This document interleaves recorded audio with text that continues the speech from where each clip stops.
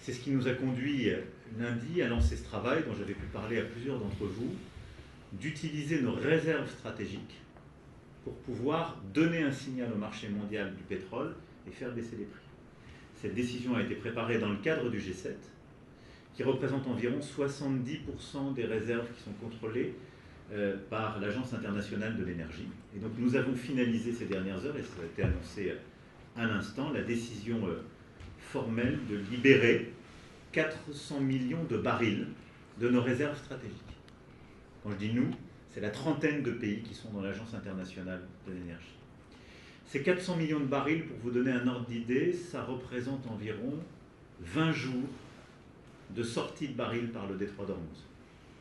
Donc c'est significatif, c'est la plus grande libération de barils qui a été faite depuis qu'on pratique ces libérations de réserves stratégiques.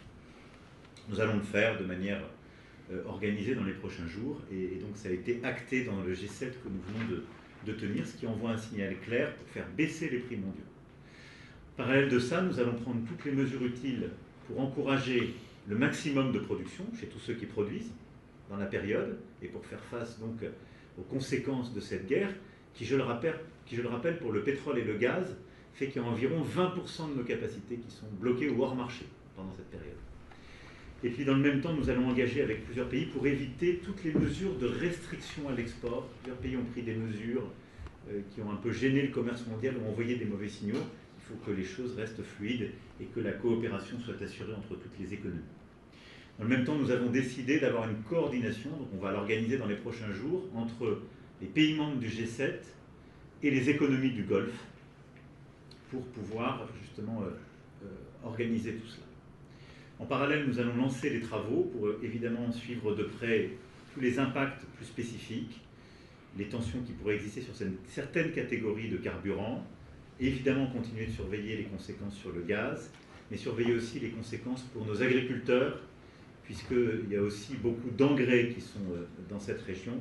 C'est environ un tiers des flux d'engrais mondiaux qui sont impactés par la situation. Donc là aussi, nous devons suivre la situation pour nos agriculteurs. Au-delà de cela, nous avons acté également dans ce G7 que cette situation ne justifiait en aucun cas de lever les sanctions qui existent à l'égard de la Russie, qu'elle devait continuer de... Cette situation ne devait pas, évidemment, réduire notre attention à l'Ukraine, au soutien à l'Ukraine et à la clarté que nous avons en termes de sanctions à l'égard de la Russie. Et donc nous allons maintenir nos efforts, et plusieurs d'ailleurs d'entre nous ont pu saluer l'implication des Ukrainiens qui sont très rapidement venus en soutien de beaucoup de pays du Golfe pour leur apporter leurs capacités et leurs innovations en termes de lutte antidrogue. Voilà les quelques mots que je souhaitais faire pour vous rendre compte de ce G7 qui donc a permis d'apporter des réponses concrètes pour nos compatriotes en termes de prix de l'essence à travers cette mesure justement sur les réserves stratégiques de nos économies. Je vais maintenant répondre à vos questions. Merci Monsieur le Président. Vous avez dit en début, en ouverture de réunion, que vous alliez aussi faire un point sur la situation sur le terrain en présence du Président Trump.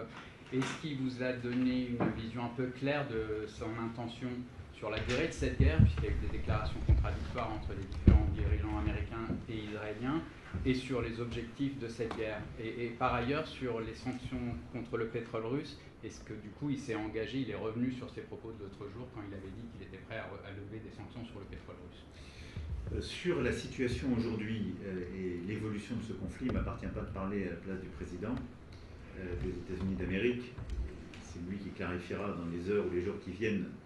Ce qui veut dire, ce qui est clair, c'est qu'il est évident pour tous qu'aujourd'hui, il faut pouvoir définir des objectifs clairs sur le plan militaire et politique à ce conflit.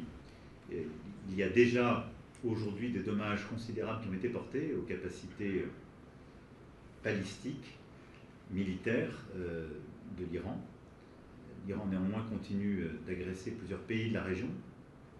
Et donc ces capacités ne sont pas réduites à zéro. Dans le même temps, plusieurs groupes qui sont liés à l'Iran continuent d'agir. Je pense en particulier à ce qui se passe en Irak ou au Liban.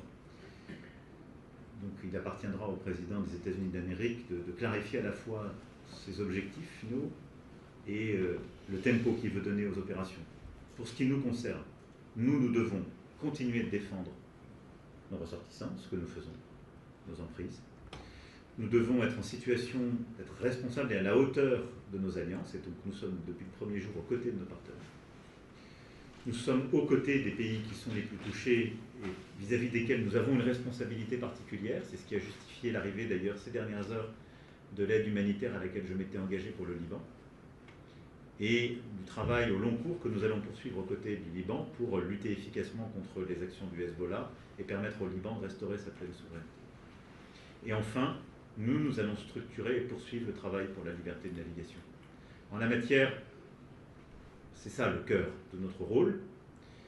Et comme je le disais, en parallèle de cela, il y a eu un consensus. Donc je vous confirme que dans les conclusions de ce G7 que j'ai pu tirer, j'ai résumé en disant qu'il y a un consensus qui n'a pas été rompu pour dire qu'on ne devait pas changer notre position à l'égard de la Russie et maintenir l'effort pour l'Ukraine. Et enfin, nous devons évidemment continuer de répondre aux conséquences économiques de cette guerre. C'est ce que nous avons fait par ce G7, les décisions des derniers jours sur la libération de certaines de nos réserves stratégiques et de manière plus nationale par des mesures que le gouvernement prépare. Sur la partie énergie, justement, Monsieur le Président, est-ce que vous pouvez nous préciser quelle est la quantité qui va être puisée dans les réserves françaises en termes de pétrole? Et vous parliez à l'instant des mesures que le gouvernement pourrait prendre pour protéger le pouvoir d'achat des Français. Si jamais, en effet, ces réserves stratégiques ne suffisent pas à limiter la hausse, est-ce qu'il faut prendre des mesures, protéger le portefeuille des Français, quoi qu'il en coûte, au risque d'accroître le déficit? Les réserves stratégiques, c'est un maximum qui a été donné. Et donc, nous avons décidé, dans le cadre de l'Agence internationale de l'énergie, la trentaine de pays qui le composent, de libérer jusqu'à 400 millions de barils, ce qui équivaut à environ 14,5 millions pour les réserves stratégiques françaises. C'est un maximum. On va le faire par étapes, en fonction des évolutions du marché, en se coordonnant avec nos principaux partenaires. Nous avons encore beaucoup d'autres réserves derrière, mais c'est une intervention de marché qui est importante, pour que ce soit bien compris, hein, ce sont des capacités que les États gardent par devers eux, qui ne sont pas sur même leur marché domestique. Donc ce n'est pas quelque chose qu'on enlève à quelqu'un chez nous, c'est des réserves qu'on garde pour réguler le marché et avoir ces instruments d'intervention en cas de déstabilisation. On a considéré que c'était le cas, et donc on les libère sur le marché. Ce qu'on fait, c'est qu'on le fait de manière coordonnée, on envoie un signal de marché pour que les prix baissent, et on le fait en s'assurant que d'autres ne fassent pas des réserves indues. Et ça, c'est en particulier le travail qu'on va mener avec l'ensemble des pays du G7, qui représentent 70% des capacités qui sont libérées. Et avec l'agence internationale vis-à-vis des pays tiers. Sur les autres mesures, le gouvernement a appelé chacun la responsabilité. J'ai vu aussi les prises de parole de plusieurs distributeurs, c'est une bonne chose. Au fond, il faut d'abord que les prix mondiaux se tiennent le plus possible. Et si je devais vous dire les choses, quelle est la bonne réponse à la crise que nous vivons? La première, qui est le plus vite possible, un arrêt des combats et qu'on puisse reprendre la route d'Ormuz en la sécurisant comme il faut dans un cadre qu'on est en train de préparer. Donc on fait déjà œuvre utile dans la durée. Deuxième chose, tant que nous n'avons pas ça, il faut pousser ceux qui peuvent à produire davantage, éviter tout dysfonctionnement de marché par des comportements inappropriés où les uns ou les autres réduisent les exports ou bloquent le commerce mondial, et faire des interventions techniques comme on vient de le faire en relâchant nos capacités stratégiques qui sont faites pour ça. Et puis au niveau national, ce que le gouvernement est en train de faire, c'est d'abord de faire des contrôles pour s'assurer qu'il n'y a pas des gens qui profitent de la situation pour monter un peu trop vite et trop fort les prix. Et c'est tout faire pour que la hausse se transmette le plus lentement possible dans les prix à la pompe, qu'ensuite, dès qu'il y a une baisse, elle redescende le plus vite possible dans les prix à la pompe, et d'engager les principaux distributeurs à essayer de tout faire à prix coûtant, et essayer de ne pas aller au-delà de certains prix. Certains ont commencé à s'engager ces dernières heures dans ce sens, c'est une bonne chose. Et le gouvernement, lui, renforcera les contrôles. Après, il appartiendra au gouvernement, si la crise devait durer, de voir les mesures appropriées. Ce n'est pas aujourd'hui qu'on peut dire cela. Tout ça nous montre une chose. Ce qu'on est en train de vivre, c'est le coût de la dépendance.